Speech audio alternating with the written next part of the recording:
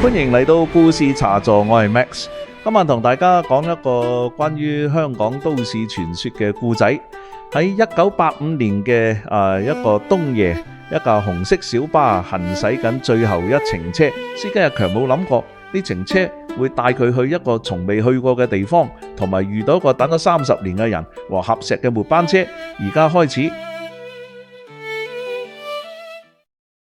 1985年12月，香港深夜11點45分，旺角街頭仲係燈火通明。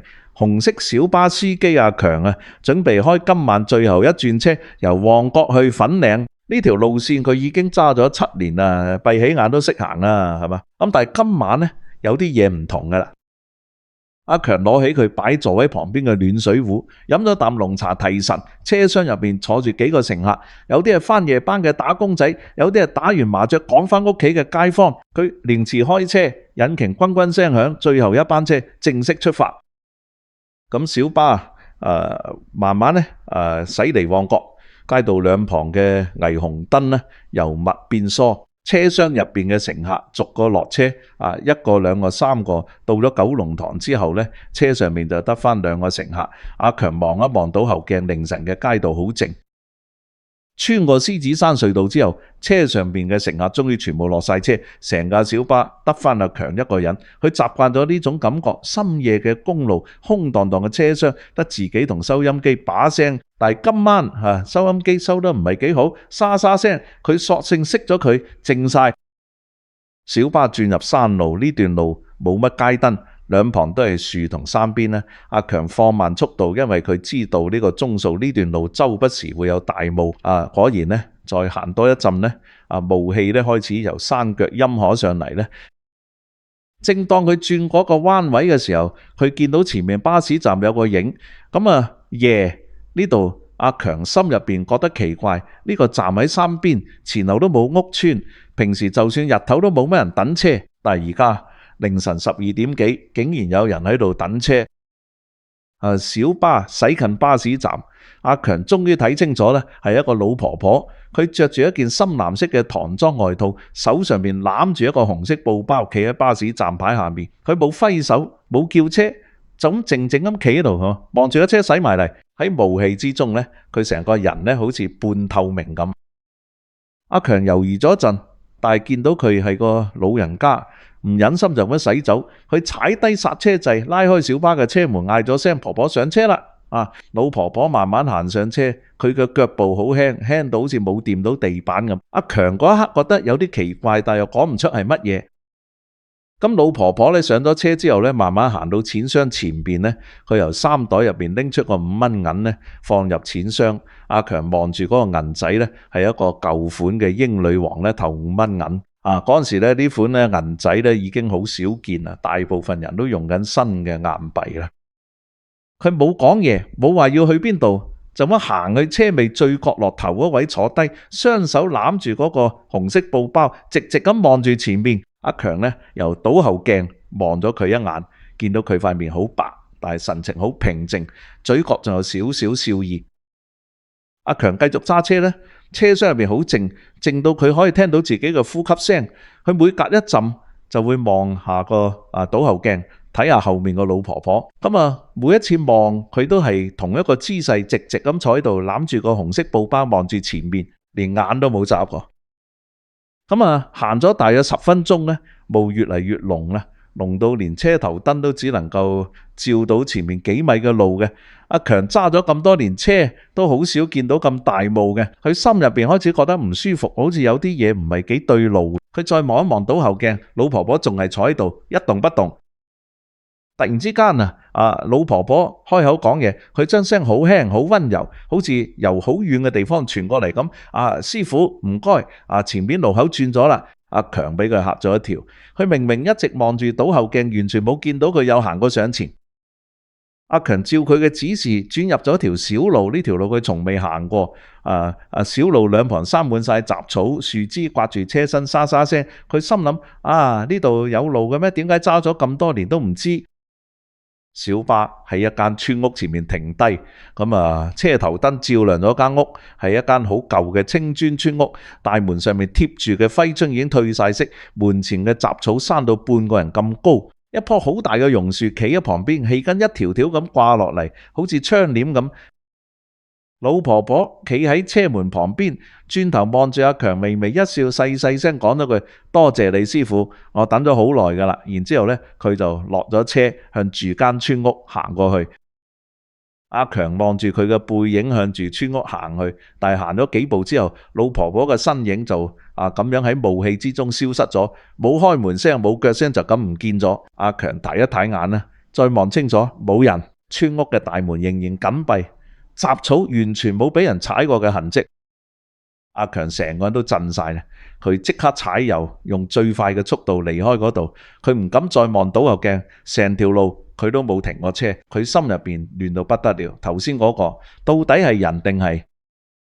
返到旺角站頭之後，阿強冇即刻返屋企，佢坐返喺小巴嘅司機位上邊呢，係足足呆咗半個鐘。佢打開個錢箱想睇下頭先老婆婆俾嘅嗰個5蚊銀啦，但係錢箱入邊全部係新款嘅硬幣，即係揾勻晒，都冇嗰個舊款嘅英女王頭5蚊銀。第二日阿強收工之後去咗佢成日去嗰間茶餐廳，老闆智叔係佢嘅老朋友，見到佢個樣就覺得唔妥。喂，阿強，你做咩搞到成個樣咁殘，撞鬼啊你？阿強飲咗啖奶茶，深呼吸，然後將尋晚嘅事一五一十咁話俾智叔聽。智叔聽完之後呢，塊面都青埋，佢放低手上面嘅奶茶，壓低聲講你話嗰個巴士站喺和合石附近嗰個強點頭。智叔吞咗啖口水，阿強嗰個站已經好多年冇人用噶啦，以前呢就住喺附近條村嘅人都搬走晒啦。智叔呢冇講落去，但係呢阿強明佢嘅意思呢。咁但係奇怪嘅係，阿強第2晚、第3晚都刻意再經過嗰個巴士站，佢唔係驚，佢係想搞清楚到底發生咗咩事。佢覺得嗰個老婆婆唔似係想害人。佢對眼呢雖然有啲哀傷，但係呢好溫柔。阿強心入邊有個諗法，婆婆可能淨係想翻屋企。第3晚差唔多同樣時間，阿強又見到佢同一個巴士站，同一個姿勢，攬住同一個紅色布包，企喺同一盞昏黃嘅街燈下邊。今次阿強冇猶豫，直接打開車門，婆婆上車啦。老婆婆再次上車，再次俾咗一個5蚊銀，但係今次阿強冇驚，佢一邊揸車一邊由倒後鏡望住佢，輕輕咁問婆婆：你成日都喺呢個站等車嘅，你要去邊度啊？老婆婆沉默咗一陣呢，然後用佢嗰把輕飄飄嘅聲回答：我等緊我個仔。佢低頭望住手上嗰個紅色布包，佢話佢會返嚟嘅，佢應承過我。之後幾日呢，阿強開始打聽，佢問過附近嘅老街坊，問過以前住喺嗰區嘅人呢，終於佢由一個80幾歲嘅老伯口中知道咗件事嘅來龍去脈。即係原來30年前呢，山邊嗰度仲有條幾十戶人嘅小村，村入邊有一個陳婆婆，佢嘅仔18歲嗰年去咗外國打工，臨走之前同佢阿媽講：阿媽，我一定會返嚟噶。陳婆婆日日都喺村口等佢，由後生等到老，由黑髮等到白頭，但係佢個仔一路都冇返過嚟。後來條村清拆呢，啲村民陸續搬走，陳婆婆係最後一個離開嘅。佢唔係搬走，佢係喺村口等緊佢個仔嘅時候，靜靜咁過咗身。聽講佢走嗰日呢，係身上仲着住佢個仔買俾佢嗰件深藍色嘅唐裝衫，手上邊呢攬住佢個仔細個嗰陣用嘅紅色布。知道咗呢件事之後呢，阿強心入邊好難過，佢決定以後每一晚只要佢揸呢條路線，佢都會喺嗰個巴士站停一停，唔係因為驚，而係因為佢知道有人仲喺度等人接佢返屋企。到咗第5晚，霧特別大，阿強又見到佢，今次佢打開車門之後，冇即刻開車，而係擰轉頭望住老婆婆，認真咁講：婆婆，我知你等緊邊個，不如我帶你返屋企，好冇？老婆婆望住阿強，佢嘅眼入面慢慢滲出咗眼淚，佢冇講嘢，只係輕輕咁點一點頭。嗰一刻，阿強見到佢塊面好似冇咁白啦，嘴角嘅笑意亦都真咗。小巴再次駛入嗰條小路，再次停喺村屋前面。但係今次老婆婆冇即刻落車，佢坐喺度望住間屋，好似等咗呢一刻，等咗好耐好耐。阿強熄咗引擎，落咗車，佢行到老婆婆身邊，陪住佢一步一步咁行向村屋嘅大門。咁啊，奇怪嘅，當老婆婆行近嘅時候呢，門前嘅雜草呢，好似自動向兩邊分開咗，露出咗一條好舊嘅石路。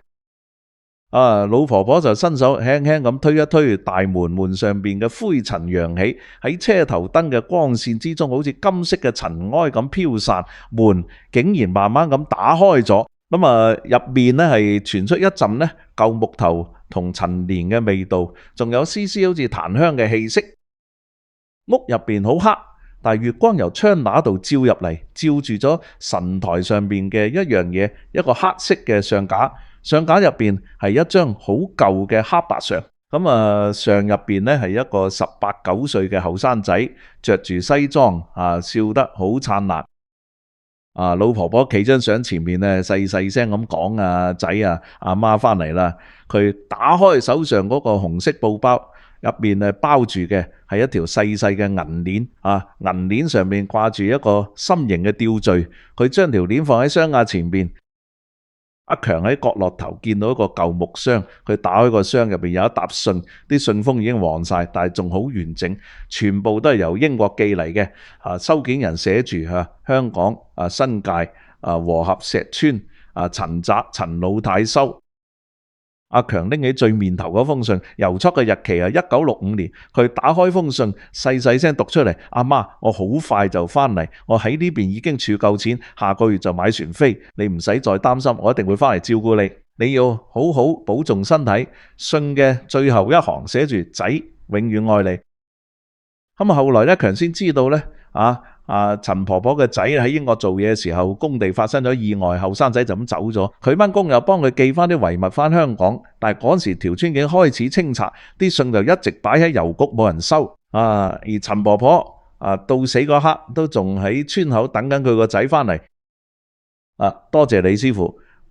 老婆婆嘅聲音比之前任何一次都更加清晰。我等咗30年，終於有人帶我翻嚟。佢望住張相，再望住阿強，微微一笑。而家我可以去揾我個仔啦。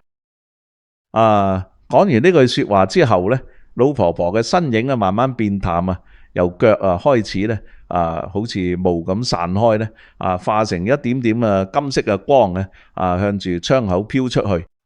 最後佢塊面呢仲係笑住嘅，好溫柔，好安詳。咁然之後呢，成個人就消失咗，好似從來冇嚟過咁。天光咗，第一線晨光照射落村屋嘅屋頂。阿強呢企喺庭院入面，望住個天，深呼吸咗一下。佢知道陳婆婆終於等到佢要等嘅嘢，唔係佢個仔翻嚟，而係佢自己可以放低去揾佢個仔。由嗰日開始，阿強每次揸車經過嗰個巴士站呢，都會放慢速度。雖然佢知道唔會再有人喺度等車，但係佢都會喺個站度停一停，擺低一朵新鮮嘅白菊花，因為佢相信有啲嘢唔會真係完結，即係換咗個形式去延續。咁多位老友記，你哋人生入面有冇試過等緊一個人翻嚟，等咗好耐好耐，甚至等到連自己都唔知仲應唔應該等落去？又或者呢，你識唔識得一啲老人家？